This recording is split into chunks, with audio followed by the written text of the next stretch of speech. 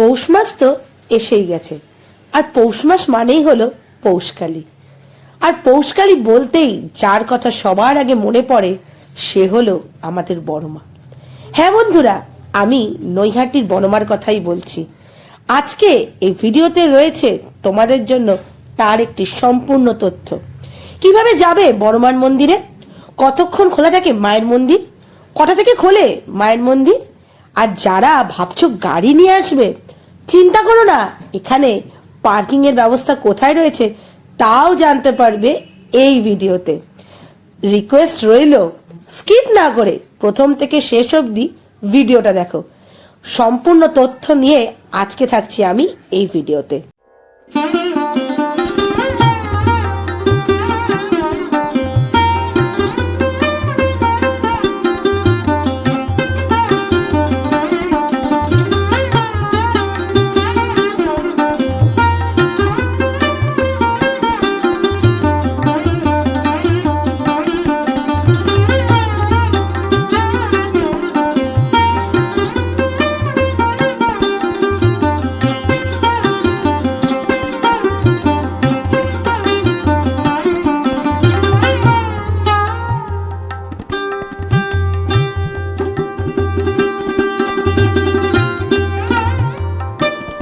আমি কিন্তু ভীষণ ভালো আছি, আর দেখতেই পাচ্ছ সকাল সকাল একদম স্নান করে রেডি হয়ে গেছি। থাম্বনেল থেকে তো বুঝেই গেছো আজকে কোথায় যাচ্ছি। হ্যাঁ বন্ধুরা, চললাম বড় মার সাথে একটু দেখা করতে। মনটা খুব টানছে, না মার সাথে একটু দেখা না করলে ভালো লাগে বলো?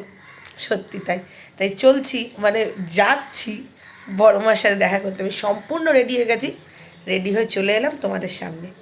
তো চলো বন্ধুরা, আমার সাথে আমার বড় মার কাছে সবার বড় মার সাথে দেখা করবে। আর আজকের ভিডিও চেষ্টা করছি পুরো ডিটেলসে তোমাদের সাথে শেয়ার করতে।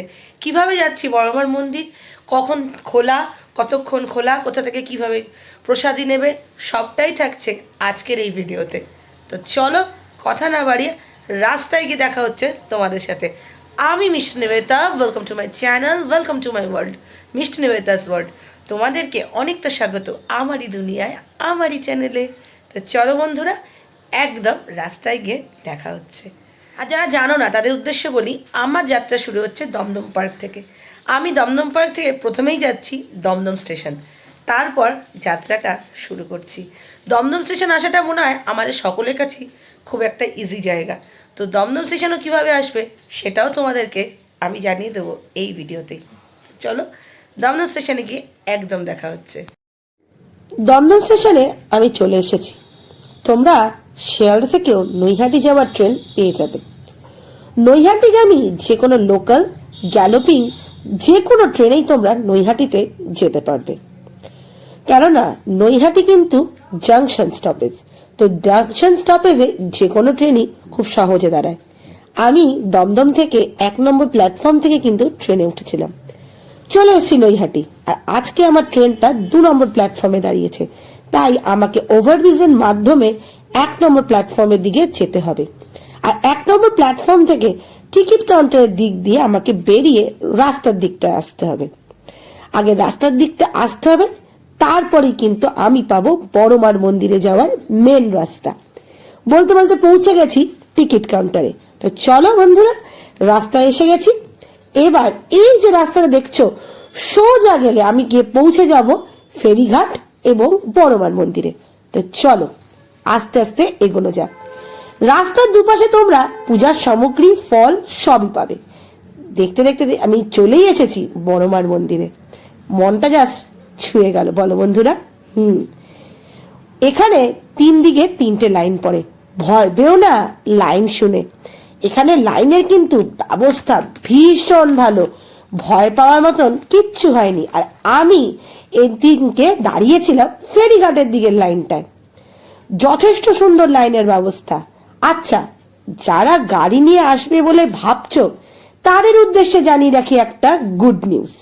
ফেরিঘাটের পাশেই রয়েছে পার্কিং এর খুব সুন্দর বন্দোবস্ত। তো চিন্তা করো না, গাড়ি নিয়ে ছটপট চলে এসো। ওই যে পেছন দিকে দেখতে পাচ্ছ, এই যে ওটা হচ্ছে ফেরিঘাটের রাস্তা। আর ফেরিঘাটের রাস্তা এই রাস্তাটা দিয়ে সোজা গেলে বড়মার মন্দিরে। তো চটপট করে বন্ধুরা বড়মান মন্দিরে আসার ব্যবস্থা কিন্তু করেই ফেলো। আর যারা ভাবছো লাইন দেখে যে পুজোর সামগ্রী কিনতে গিয়ে যদি দেরি হয়ে যায় তাহলে কি হবে, এই রকম রাস্তার দুপাশে কিন্তু পুজোর সামগ্রী কেনার সুবন্দোবস্ত রয়েছে। তো চিন্তা করো না, লাইনে দাঁড়িয়েও তোমরা কিন্তু দুপাশ থেকে খুব সহজেই তোমরা পূজার সামগ্রী কিনতে পারছো। এসে পৌঁছেছি মায়ের পূজা কমিটির সামনে। এখানে খুব সুন্দর করে দেওয়া রয়েছে মন্দির খোলা এবং নিয়মানুবর্তিতা, সবটাই খুব সুন্দর করে ওনারা লিখে দিয়েছেন। আর সব থেকে ভালো যেটা আমার লেগেছে জানো বন্ধু, তুমি চাইলে টোকেন বক্সেও টোকেন দিতে পারো, ইউপিআই করেও দিতে পারো। চলে এসছে আসল মুহূর্ত। তো চলো মাকে এবার দর্শন করা যাক। মন্দিরের ভেতর ঢুকি। জয় মা বড় মা, ধর্ম হোক যার যার, বড় মা সবার। সত্যি মা, তুমি সাথে থেকো, পাশে থেকো, এভাবেই আমাদের সব দিনের সাথে থেকো। সামনে থেকে মায়ের মন্দিরে ছবি তোলার পারমিশন নেই, তাই দূর থেকে এখান থেকে ফটো তোলার পারমিশন পেয়েছি। চলো বন্ধুরা, এবার আসল একটা কথা তোমাদের সাথে শেয়ার করে নিই। মায়ের মন্দির খোলে সকাল 8টায়, দুপুর 1টা পর্যন্ত মায়ের মন্দিরে পুজো দেওয়ার সুবন্দোবস্ত রয়েছে। দুপুর 1টা থেকে 1:30 অবধি ভোগারতির জন্য মন্দিরটা কিন্তু বন্ধ থাকে। তারপর দুপুর 1:30 থেকে 2:30 পর্যন্ত থাকছে আবার মন্দির খোলা। বিকেল 4টে থেকে রাত্রি 8টা পর্যন্ত মায়ের মন্দির কিন্তু আবার খোলা থাকছে জনসাধারণের জন্য। সন্ধ্যে 6টার সময় সন্ধ্যারতির বন্দোবস্ত রয়েছে। শনিবার ও মঙ্গলবার দুপুর 1:30টার পর যারা বা যে দর্শনার্থীরা থাকেন তাদের কিন্তু ভোগ গ্রহণের ব্যবস্থা রয়েছে। আর তুমি যদি চাও ভোগ দিতে তাহলে মন্দির কমিটির সাথে যোগাযোগ করতেই পারো, এখানে সে ব্যবস্থাও রয়েছে। একটা গুরুত্বপূর্ণ কথা তোমাদের বলা হয়নি, এখানে কিন্তু পুজো নেওয়া হয় নাম গোত্র সহ। তুমি তোমার বাড়ির সবার নামে সঙ্গে গোত্র সহ পুজো কিন্তু ইজিলি দিতে পারছো। আমিও কিন্তু তাই দিয়েছিলাম। পুজো দিয়ে বেরিয়ে এলাম দূর থেকে। আর যারা আসছো তারা ভাবছো একদিন যদি থাকার ব্যবস্থা হতো তাহলে কেমন হতো। কোনো চিন্তা করো না বন্ধুরা, এখানে হোটেলের খুব ভালো ব্যবস্থা রয়েছে। হোটেল আর গেস্ট হাউসগুলো রয়েছে স্টেশনেরই পাশে। তো চলো বন্ধুরা, এবার ধীরে ধীরে স্টেশনের দিকে এগোনো যাক। আর কেমন লাগলো আজকের ভিডিওটা, যদি ভালো লেগে থাকে লাইক শেয়ার কমেন্ট করতে ভুলো না, সাবস্ক্রাইব করে আমার পাশে থেকো। এরকম সুন্দর সুন্দর নতুন নতুন ভিডিও নিয়ে আমি ঝটপট চলে আসবো তোমাদেরই কাছে। আজকে এই অবধি, টাটা বন্ধুরা। স্টেশনে তো এসেই গেছি দেখতে পাচ্ছ। তো চলো, বাড়িতে আবার ডাকছে, বাড়ির দিকে